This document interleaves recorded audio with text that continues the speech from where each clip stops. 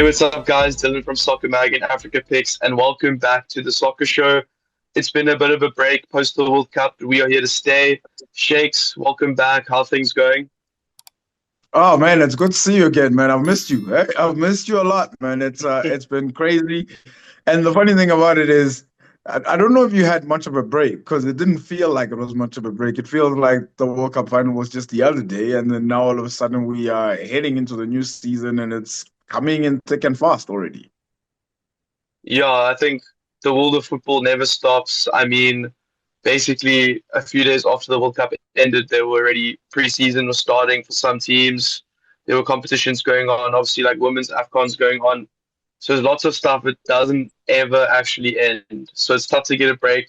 All you get is a bit longer in between each match. That's the only thing that changes. But yeah, You're absolutely right. yeah. Sorry, man. I wanted to say you're absolutely right in the sense No, that so I actually I've been following even the women's AFCON as well. I mean, obviously we had very much interest with regards to Banyana, and they got knocked out, but now they have to play a crucial game against Nigeria. That's going to be hectic. And either whoever wins that one will qualify for the World Cup. So you're right. In essence, what Dylan is trying to say, ladies and gentlemen, that we never had a break actually. So it's World Cup, AFCON. Now the season's back. yeah, and it is indeed back. While talking about the Premier League, obviously the PSL stuff has already started. But usually the Community Shield is when officially the season starts. As an Arsenal fan yourself, how are we feeling? How's preseason been? What are your thoughts going into Yeah. it? Yeah, I'd like to remind everybody that Arsenal are the Premier League champions. Just in case anybody forgot, Arsenal are the Premier League champions at this current moment. You And guys have never let us yeah, forget. the 100%, 100%. Listen, it took me 22 years to say this, so I'm absolutely saying it. And one thing's for sure is the season is back. Preseason has been going. The results hasn't been really desired, but I think preseason is just getting about the sharpness of the players. It's not necessarily about having to get sort of the results. I've liked what I've seen with Cholis as well, who is the new signing for Arsenal. I really like what I've seen with him. We've seen Bruno Guimaraes featuring already against Como, so things are looking really good. And even with the Community Shield that comes around, I'm not really bummed down on whether we win it or not. I think for me, it's we're still getting sharpness in, and as well as I think there's still some signings that need to come in as well. And we're facing a Manchester City side that is not Pep Guardiola, so it's going to be very interesting to see in terms of how that goes. I don't know how you feel, man. Yeah, I think Arsenal, obviously being linked to Vinicius Jr. all or like the whole transfer window, that was worrying. But I think Bruno Guimaraes for me is a massive, massive signing. He is huge because if people are complaining about his age and the price you're paying for his age. But when you've just won a league title, the next thing you need to do is make sure that you keep winning. You don't need to worry about 4 years' time or 5 years' time. All you need to worry about is this season and next season. And I think he's a massive, massive signing for that. Takes a lot of pressure off Declan Rice, who has had to play 90 minutes almost every single game. I think it also adds, obviously, I think he adds that physicality that maybe Zubamendi was lacking last season, and I think he is great on the ball. I think that's a really, really huge signing. I'm not sure how you're feeling about it, but I think Bruno Guimaraes is a massive, massive signing. No, I think it's a massive signing. I think the fact that you highlighted, we've played Declan Rice in every single game, guys. Like, and that's even including England. So the fact that we have Bruno coming in, it sort of will give him time to rest as well. And maybe we might actually see Declan Rice in a new role now, and the role being maybe he sits now. Maybe he's the number six, and Bruno becomes the number eight as well. And I think there's options too as well. Supermendi is still there; he can sort of provide as well. But that's what I like about what you said as well is when you've won a Premier League, you've got to obviously stay at the top. And to stay at the top, having to defend it is probably a lot harder. And I think you would even attest to that because you won it recently. Liverpool won it recently, and that didn't go really well. And that's maybe even let me ask you as well because you've been a champion.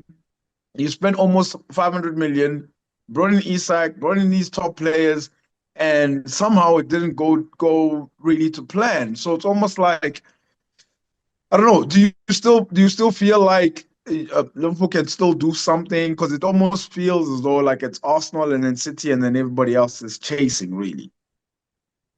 No, I think if I'm honest, I think Arsenal are ahead of everyone. I think if you look below, we're gonna really see who Michael Carrick really is for Man United now that the job's there permanent. Manchester City with Enzo Maresca, we have no idea what to expect. I think Liverpool now with Iriola starting from the ground up almost. Chelsea as well under Alonso. The only team that has any sort of continuity or has anyone in control that knows what the team's about and who they have and who to trust is Arsenal. And I mean, if Liverpool were to challenge for the title this season, I would be so happy. But I don't really foresee that. I think there have been lots of changes over the past 2 seasons. I mean, we're losing names that are Premier League legends, like someone like Mo Salah, who scored 40, 50 goals a season for almost 10 years. That's gone. As great as Isak and Verts were before they came to Liverpool, I still think they are great players. And last season was tough for external reasons, not just on the pitch. But I don't know. Liverpool need to find 50 goals before they can even think about uh, going for the title. They lost Konate, who maybe it was a rough season for him, but I still think he's one of the best centre backs in the world. Um, Still trying to replace Trent. I think that was a massive loss for us as well. I kind of have no expectations going into the season at all. I think if we can maintain where we are, stay in the Champions League places, push for a trophy, just get some sort of identity again, I'm happy. I know you were speaking about preseason results, not really going Arsenal's way. Watching Liverpool this preseason, the results haven't gone our way at all. We've had it almost feels like you're watching two matches where the first half with the more of the main players starting 11, you can see what the manager's trying to do. Our depth is a huge issue, but then the second half is just a complete throwaway.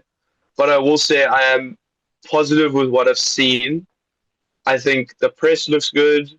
I think some young players are coming through, like Trey Yoni looks great. He's matured so much. And Isak and Bertz are looking like they've got some sort of chemistry there, which I think, as far as it goes, that's all the boxes tick for me. Sorry, that was quite a long answer, but yeah. No, no, I totally understand. And you know what? I love the respect you give to Mohamed Salah as well because I really felt like later on in his career at Liverpool, I thought he was disrespected.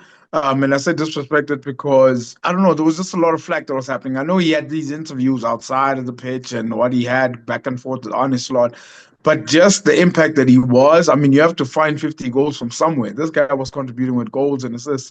And also to factor that in is that the Ikatike is not going to be starting the season. I think he's still out till the rest of the year with regards to that injury that he got. So you have to find the goals from somewhere. That will be very interesting. And then also you got Manchester City, where you look at them and you think Enzo Maresca is coming in.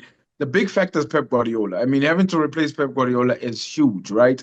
But the lucky thing with him is he still has a Haaland that is there. He still has, well, Rodri, we don't even know. I don't even know if Rodri is going to be there or not because there's flirtations that's happening with regards to him and Barcelona. So he could be leaving as well. And I think the title probably rests on that. If Rodri leaves, I think Arsenal will definitely win the title. If also another thing that I would like to say, had we got Vinicius Jr., I I think would have walked this league.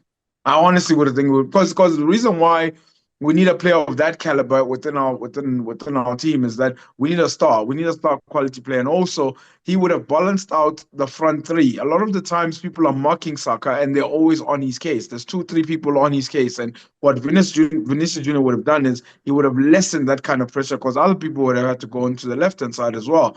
So as it stands right now, I think Arsenal are favorites because Pep Guardiola is not there. But I will tell you, I think there is a dark horse, and I don't know how you feel about this one. Chelsea. I just think of Chelsea as they've got key players that are young. They've brought in experience. And don't get me wrong, I know Jordan Henderson and as well as Danny Welbeck are not like the greatest of all players, but there's a level of experience that they're bringing in. They're changing the direction in terms of how they're going with their transfers. Mikhail Mudryk just came back from his ban, and you've got a coach there, Xabi Alonso. Even though it didn't work out at Real Madrid, he did win the league with Bayer Leverkusen. He did go invincible with Bayer Leverkusen against the Bayern Munich. And he almost actually won the Europa League as well, where he could have won a treble. So I'm looking at them and thinking there's a dark horse there, and there's no Europe too. So that's my dark horses. As with Manchester United, they only played 40 games last season. That's the littlest that they could have ever played. So I think with the more games that they play, I think character is going to be tested. But my dark horse, I don't know about your dark horse, is Chelsea. I'm just thinking they're going to do something this season. Yeah, I think Chelsea's an interesting one because it kind of feels like they've been making signings, but it doesn't seem. Maybe I just haven't been online enough, or whatever. But it doesn't. It feels like usually there's like a circus around Chelsea. They're spending 300 million. They're spending 400 million. Like players are wanting to leave. Players are like they're signing all these different players, young players from South America, 100 million pound players, whatever. This season feels a lot more composed, and I think maybe Alonso's brought that. Maybe the board have just felt, after spending what £2 billion to effectively go backwards massively, it's time to change things up. But they do have that. It's like a quiet, almost. I mean, it's Chelsea. They're not on the periphery, but that thing of they're attracting a lot less attention this time around. And Danny Welbeck and Jordan Henderson are attracting attention, but just because they are so not what we used to from Chelsea over the past few years. They would rather spend 50, 60 million on, a young 18, 19, 20-year-old than sign Danny Welbeck and Jordan Henderson, who, when I was in junior school when these guys had just come into the league. So it's a very, very interesting time for them. I'm not too sure. I know preseason also results-wise hasn't been great for them. I know they lost to Spurs. But yeah, I think the only issue they've really had is attitude. And I think leadership has been a massive, massive issue for them. Like talent, they have one of them. They have literally bought almost every single young, talented player they can get their hands on. And the issue has been the maturity that they don't have any leadership. That since they lost Thiago Silva, there's been a massive hole there. And I think Jordan Henderson and Daniel Welbeck will, on paper, do well. It just depends. I think they've also gotten rid of a few bad eggs. Someone like Garnacho who seems to wherever he goes, there are issues there off the pitch, in the dressing room. So I think Chelsea is a very, very interesting shot. For me, a dark horse, it's tough to say. I think Arsenal are clear favourites. I really don't see, even if Rodri doesn't leave, I think he probably will. But I still don't see Man City. I know they've bought Elliot Anderson, but there's just, like you said, Pep, he almost plussed their overall by 3 or 4 if they were a team on FIFA. And I think Enzo Maresca is a great coach, and we saw some things at Chelsea, but he's in a massive job now, and the expectations are so different to what he's walking in at Man City. So I don't know. I think Arsenal clear favourites. I really don't. I think the gap between them is bigger than last season. Yeah. So can I ask you a question then, Dylan? Go for it. All right. A team that almost got relegated, right? Maybe this might be a thing that you're thinking about. Maybe it's a team that I'm throwing at you. 108 million euros, Sandro Tonali. 99 million euros, Mateus Fernandes. And last but not least, 60 million euros on Paul van Hekken. Are you scared of Tottenham in any kind of way when you hear these numbers? I didn't bring them up. I wasn't even thinking about them. I don't think they scare anyone. No, I'm just joking. Yeah, I think Tottenham is another interesting one because like the names you just mentioned are crazy. But for some reason, when Spurs do spend money like this, it very rarely works out. I mean, you could probably go back to this time last year where you're looking at Spurs, you're like, they've signed this player, they've signed this player, they've got Xavi Simmons, they got this, and it's the worst season they've had ever. So, for me, Tottenham is one of those where until I see them, even if you were to watch them in the first 10 games of the season, and if they were to win all 10, they just aren't that team that you think, this is what they're going to do consistently. They go through bad patches every year. Most teams do, but I think Tottenham's, I don't know, they have great individual talent, and I I just don't think we've seen enough of them under De Zerbi as well to really say confidently they've returned to the top six and returned to the Champions League places. I'm not sure what your thoughts on them are because again, those names are huge, but I don't know. I'm not 100% sold. They've fooled me too many times. Yeah, I hear you with regards to Tottenham as well. Sure, I wouldn't say the names are massive, but I'd say the numbers that they're spending are massive. Mm. I mean, for me, I would have not spent that kind of money on Sandro Tonali. I think he's a good player. I would have not spent that kind of money on Mateus Fernandez as well. I think he's a good player too, but I wouldn't have spent that kind of money on Paul Van Eyck at 60 million. That's just not me. But also the fact that they're getting money back, having to Christian Romero looks like he's going to be heading to Atletico Madrid. I think it's a match made in heaven when you look at the player and the football club. And then Jet Spencer's a surprise. He's off to Inter apparently, and I'm just like, I don't know if that is probably wise for them to do, but I can definitely say Tottenham will not get relegated. Am I worried about Tottenham? Absolutely not. Mikel Arteta has never lost to Tottenham being the Arsenal coach, so I've got no worries about what are they going to do. But I'm sure Europe is the target. You can't be spending these sums of money and you don't even challenge for top six. So it'll be very interesting to see. I think we're going to have trouble having to predict who's going to finish in the top six next week. But yeah, it's looking very nice. A lot of teams are spending, and it's good to see in terms of it coming together. But again, also going to the point like of the how much they're paying for players, it is like the market is obviously destroyed. But have you ever heard of a team that getting relegated and selling one of their best players, but maybe not arguably their best player for so much money?